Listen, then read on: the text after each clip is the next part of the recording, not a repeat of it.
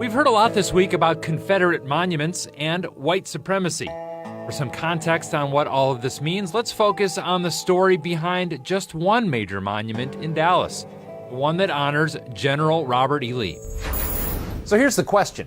Is this monument about history, or is it about white supremacy?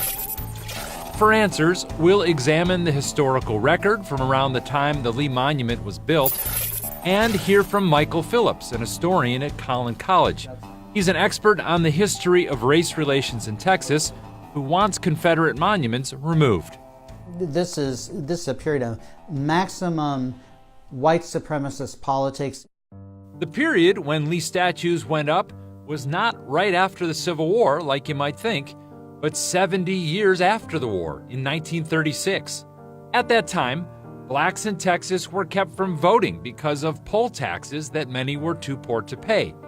Lynching of blacks was still a way of life, and legal segregation was at its peak, shutting blacks out of economic and educational opportunities.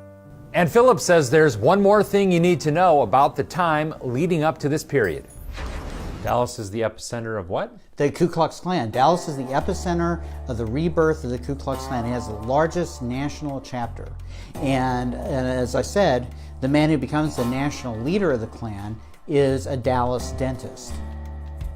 Klansmen even got discounts at the State Fair of Texas. Okay, so back to the statue and the year 1936. It's the 100th birthday of Texas, and an extravagant celebration is planned at Fair Park and around the city. Part of the centennial was the christening of Lee Park with its statue and a replica of Lee's plantation home. President Franklin Roosevelt was in town for the centennial, and he even cut the ribbon. So they're making the Confederacy a central part of Texas history. That's the reason it's going up in that year. When I look at that statue now, how should I think about it?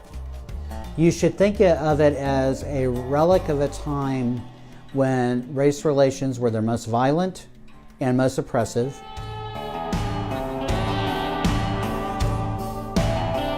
So is the statue of General Lee about history, or is it about white supremacy? Well, based on the time the statue was built, 70 years after the war, the hostile treatment of blacks at that time, and the complete control whites had over society, you have to look at it not as a history of the Civil War, but the history of a more recent time, when white supremacy reigned. If you've got something you want verified, send me an email.